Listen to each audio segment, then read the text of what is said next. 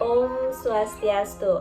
Kepada yang terhormat Ibu Putu Atim Purwaningrat SEMM selaku dari dosen pengampu mata kuliah Bisnis Pariwisata beserta teman-teman yang berbahagia. Nah, pada kesempatan kali ini di mana kami dari kelompok 9 akan memaparkan materi. Nah, sebelum kami akan memaparkan materi, karena ada pepatah itu mengatakan tak kenal itu maka tak sayang. Nah, sebelumnya perkenalkan dulu nama-nama anggota dari kelompok 9. Yang pertama ada Nikomang Ayu Purnamawati, dan yang kedua ada Nikomang Sri Yulastini, yang ketiga ada Abeli Astuti, dan yang keempat ada Ida Bagus Putu Pramana Putra. Nah, itu tadi adalah nama-nama dari kelompok 9. Nah, materi yang akan kami bahas pada kesempatan kali ini yaitu mengenai pendanaan dan investasi dalam pariwisata. Adapun subpokok bahasan yang akan kami bahas, yang pertama itu ada sumber-sumber pendanaan, yang kedua ada faktor-faktor yang mempengaruhi pendanaan pariwisata, dan yang ketiga ada prinsip-prinsip investasi, dan yang keempat ada investasi dalam kepariwisataan, dan yang kelima ada feasibility study dan model-model investasi. Nah, materi yang pertama yaitu mengenai sumber-sumber pendanaan. Nah, sumber-sumber pendanaan ini yang terdiri dari yang pertama ada bisnis penginapan atau akomodasi.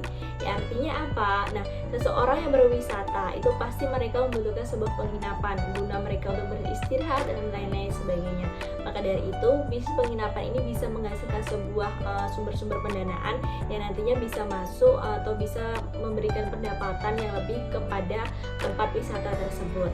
Nah, yang kedua yaitu ada bisnis kuliner. Nah, seseorang yang berwisata pasti mereka ingin mengetahui makanan-makanan atau ciri khas makanan dari salah satu tempat wisata tersebut. Maka dari itu, bisnis kuliner ini juga menjadi salah satu sumber-sumber dari pendanaan tersebut.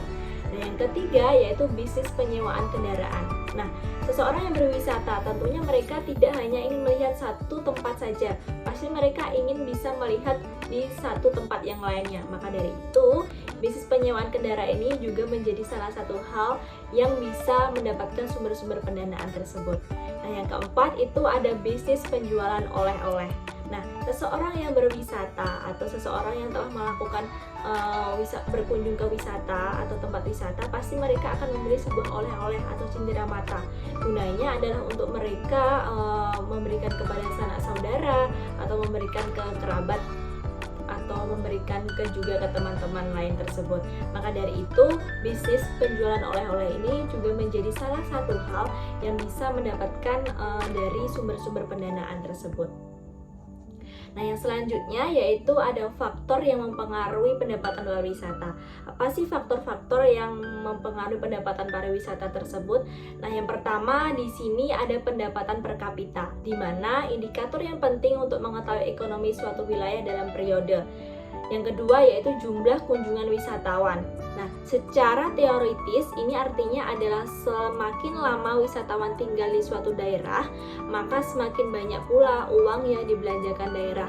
Tujuan wisata tersebut paling sedikit untuk keperluan makan atau minum dan juga penginapan selama mereka tinggal di tempat wisata tersebut. Dan yang ketiga yaitu jumlah objek wisata. Nah, di mana kita telah ketahui bersama Indonesia ini memiliki keindahan alam yang beraneka ragam, yang mempunyai kesempatan untuk menjual keindahan alam. Tentu saja banyak wisatawan yang datang dari mancanegara. Baik, di sini saya akan membahas mengenai prinsip-prinsip investasi. Nah, mulai berinvestasi sedini mungkin itu memang penting. Selain itu, keinginan atau tekad yang bulat juga bisa menjadi acuan dalam memulai investasi. Beberapa prinsip dasar investasi yang perlu kamu ketahui sebelum menyelam ke dalam dunia investasi. Dan itu juga dapat membantu kamu membangun strategi investasi jangka panjang yang efektif untuk mencapai tujuan keuangan kamu nantinya. Nah, prinsip investasi yang pertama yaitu memulai berinvestasi sedini mungkin. Nah, semakin cepat berinvestasi, maka semakin besar pula keuntungan yang bisa didapatkan dengan berinvestasi tersebut. Dan yang kedua ada lakukan pada bidang yang dimengerti. Itu artinya berinvestasi pada bidang yang minati atau yang sudah Anda pahami. Maka dari itu, berhati-hatilah dan telitilah dalam memilih bidang yang dipahami dalam memulai investasi tersebut. Dan yang ketiga yaitu mengenai investasi membutuhkan waktu, karena tidak ada sesuatu yang instan di dunia ini ya. Jadi jika investasi belum juga menunjukkan hasilnya, maka bersabarlah dulu. Investasi adalah sesuatu yang bersifat jangka panjang, setidaknya membutuhkan waktu 3 hingga 5 tahun untuk mendapatkan hasilnya. Dan yang keempat, ada investasi secara teratur atau setiap bulannya. Berinvestasi secara teratur tiap bulan sama pentingnya dengan memulai investasi sedini mungkin. Nah, yang kelima, ada persiapkan rencana yang matang untuk investasi tersebut. Menyiapkan strategi yang matang untuk mengantisipasi kemunculan berita politik, bencana alam, atau berita korporasi yang dapat membuat kondisi pasar modal tiba-tiba bergejolak. Dan yang keenam yaitu menyisihkan uang investasi dengan uang sehari-hari. Kebutuhan-kebutuhan sampingan seperti liburan, hobi, dan tagihan bisa menggagalkan rencana untuk melakukan investasi. Yang ketujuh yaitu diversifikasi.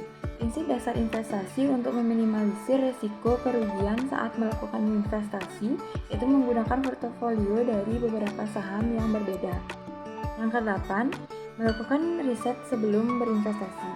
Lakukan riset kecil-kecilan sendiri setelah mendengarkan saran dari ahli. Yang kesembilan, jangan mudah tergoda. Sebelum melakukan investasi, pastikan sudah memahami dengan baik reputasi perusahaan tersebut. Yang ke-10 yaitu lakukan investasi jangka panjang. Seperti yang telah dijelaskan sebelumnya, investasi membutuhkan kesabaran. Investasi jangka panjang memiliki banyak kelebihan dibandingkan dengan investasi jangka pendek. Dan yang ke-11 yaitu hindari hutang. Jangan memulai investasi dari hutang, sebaiknya investasikan beberapa saja uang yang dimiliki. Yang ke-12 yaitu berinvestasi dengan margin of safety.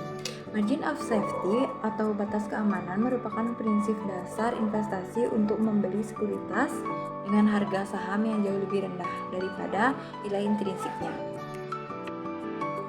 Selanjutnya yaitu investasi dalam kepariwisataan. Investasi dalam kepariwisataan adalah suatu istilah dengan beberapa pengertian yang berhubungan dengan keuangan dan ekonomi. Selanjutnya ada beberapa pendekatan. Yang pertama, pilihan bentuk pariwisata yang dikembangkan konsekuensi biaya yang harus dibayar dari pembangunan. Pariwisata massa yang berorientasi pada kualitas dan pertumbuhan yang setinggi-tingginya seperti overcrowding capacity atau daya dukung lingkungan, degradasi lingkungan, dan kesenjangan antar lapisan masyarakat.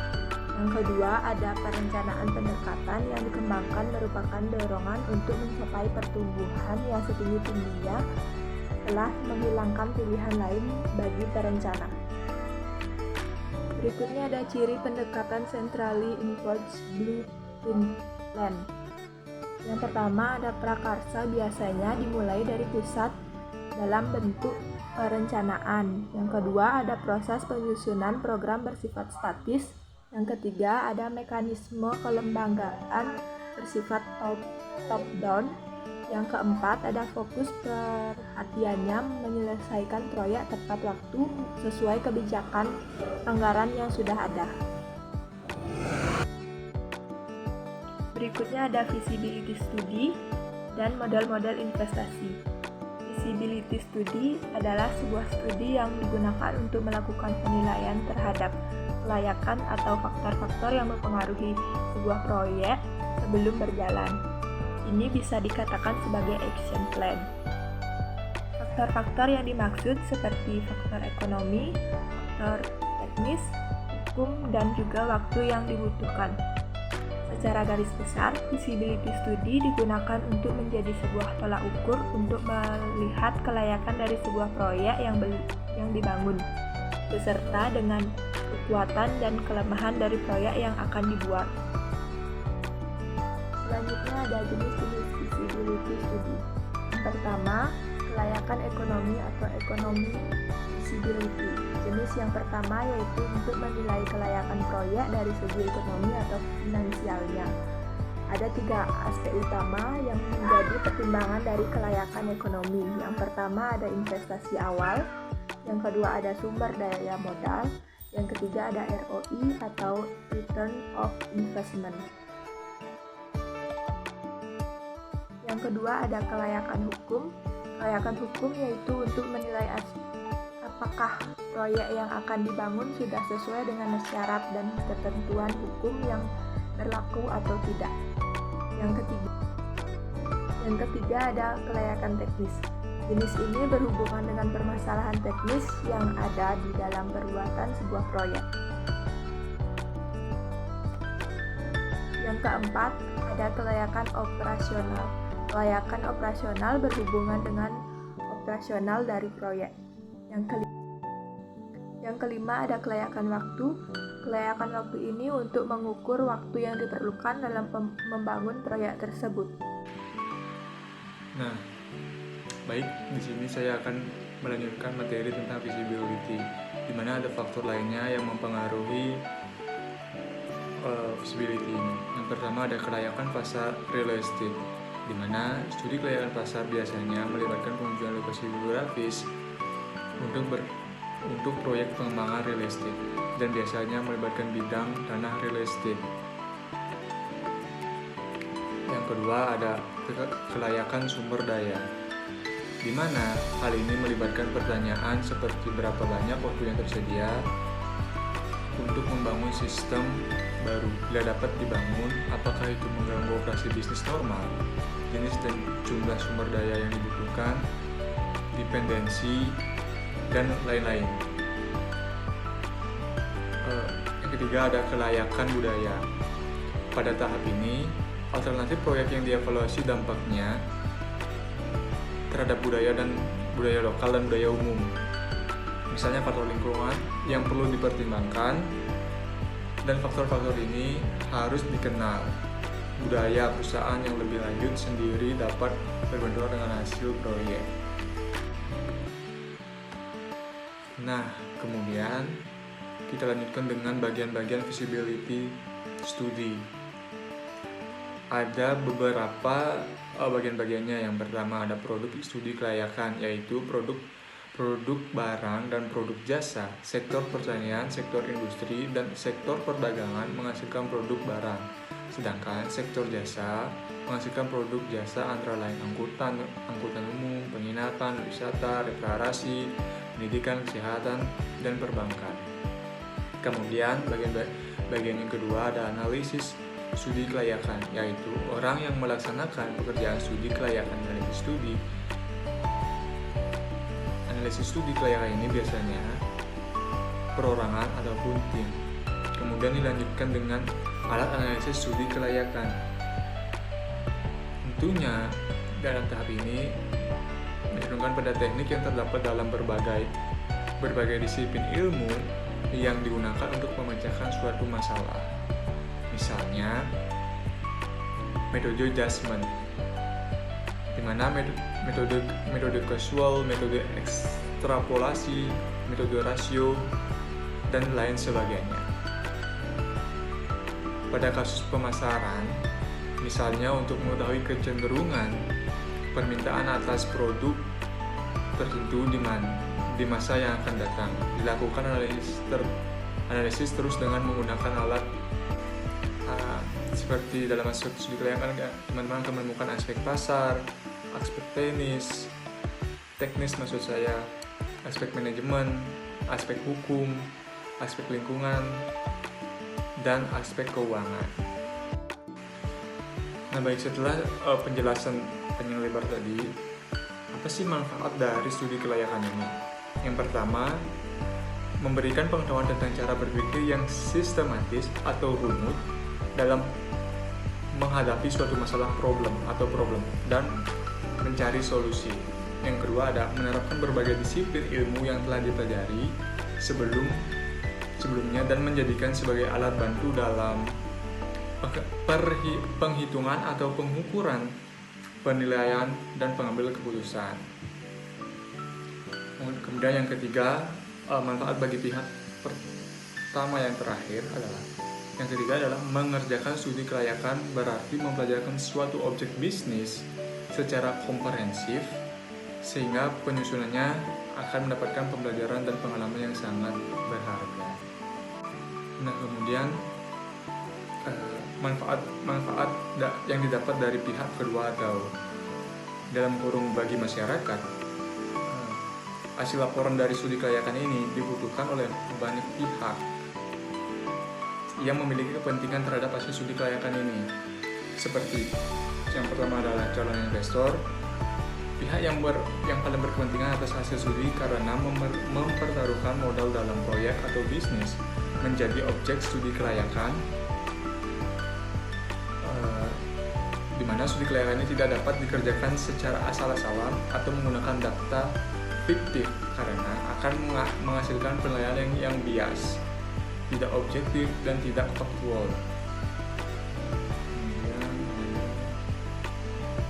Kemudian dilanjutkan dengan mitra penyerta modal. Atau calon investor biasanya membutuhkan mitra penyerta modal baik perseorangan maupun perusahaan. Hasil studi kelayakan ini akan membantu calon investor dalam meyakinkan mitranya. Kemudian yang ketiga ada perbankan. Di mana pada dasarnya perbankan selalu mencari proyek-proyek yang bisnis yang menjanjikan dan prospektif, yang sifatnya prospektif untuk membiayai usaha atau bisnis ataupun menyalurkan kreditnya.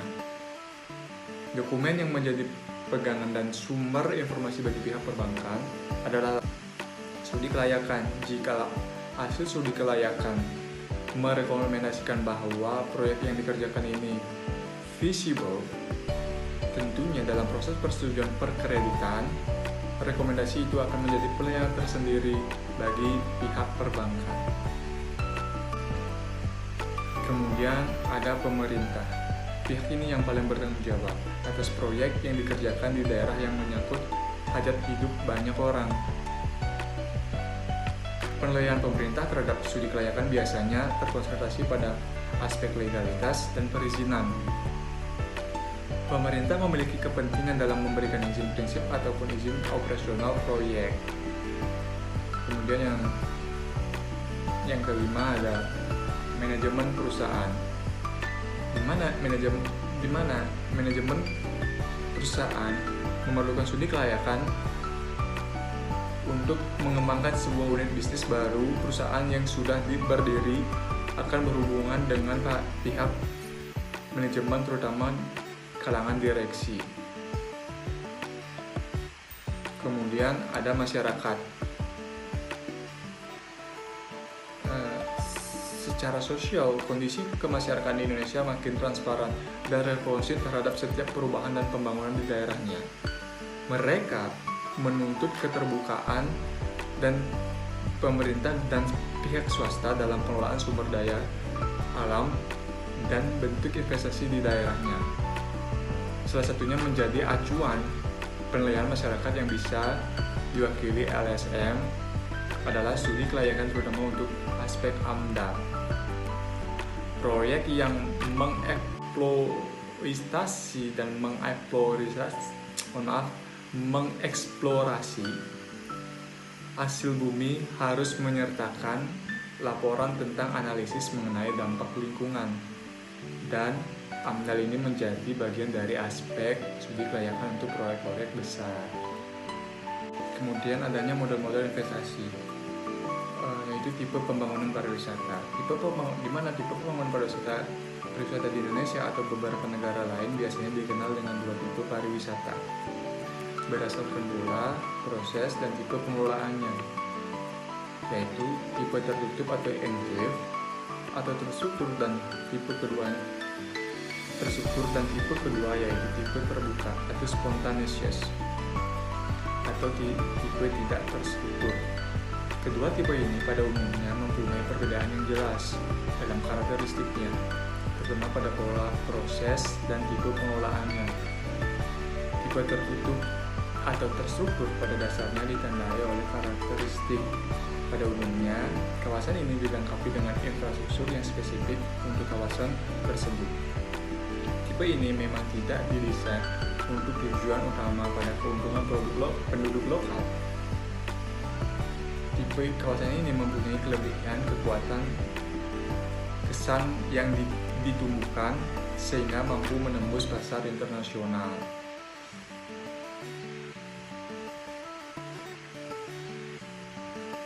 Nah, kemudian yang kedua ada tipe terbuka atau tidak terstruktur yang bersifat spontan.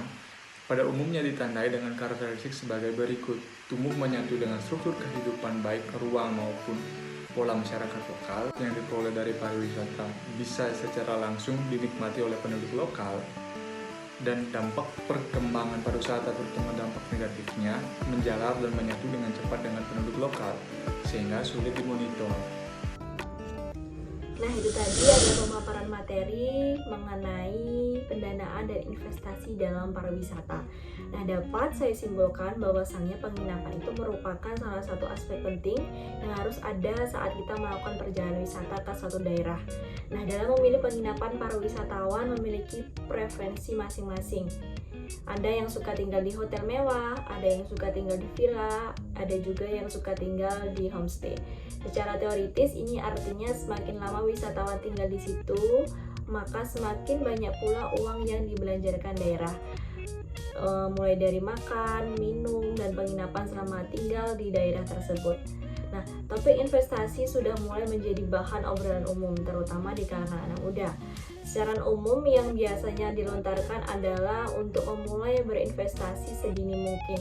Selain dalam menjadi acuan mulai investasi, namun tidak jarang banyak anak muda yang secara langsung terjun ke dunia investasi tanpa terlebih dahulu mengetahui prinsip-prinsip dasarnya. Hal ini bisa menyebabkan kita kehilangan uang yang sudah kita kumpulkan. Nah, itu tadi kesimpulan yang bisa saya sampaikan mengenai materi dari pertemuan 9 ini. Dan saya juga mohon maaf apabila di dalam penyampaian materi pada kesempatan kali ini ada sesuatu kesalahan, baik yang itu disengaja ataupun yang tidak sengaja. Saya mohon maaf yang sebesar-besarnya. Dan saya tutup dengan para Santi, Om Santi, Santi, Santi, Om.